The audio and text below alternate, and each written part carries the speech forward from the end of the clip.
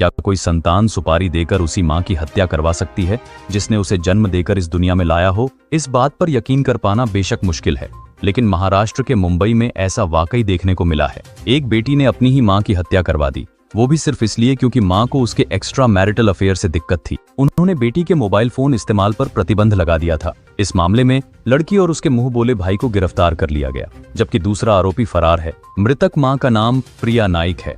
हत्याकांड में शामिल महिला की बेटी प्रणीता पाटिल और निशांत पांडे को गिरफ्तार कर लिया गया है। घटना महेली पनवेल की है। प्रणीता पाटिल की शादी के बाद जब अपने पति से लड़ाई हुई तो वह अपनी 5 साल की बेटी को लेकर मायके आ गईं। वह 2 साल से बेटी के साथ अपनी मां के घर पनवेल में ही रह रही थी। इसी दौरान उसका एक युवक से अफेयर हो गया। जैसे ही इस बात की भनक प्रणीता की मां को लगी तो उन्होंने इस अवैध संबंध का विरोध किया। प्रणीता फिर भी नहीं मानी। इसके बाद एक दिन प्रिया ने अपनी बेटी का मोबाइल फोन छीन लिया और कहा, आज के बाद तुम कभी भी उस युवक से बात नहीं करोगी। बस यही बात प्रणीता को अच्छी नहीं लगी। उसने अपनी मां की हत्या का प्लान बना डाला। भाई को दी मां की हत्या की सुपारी।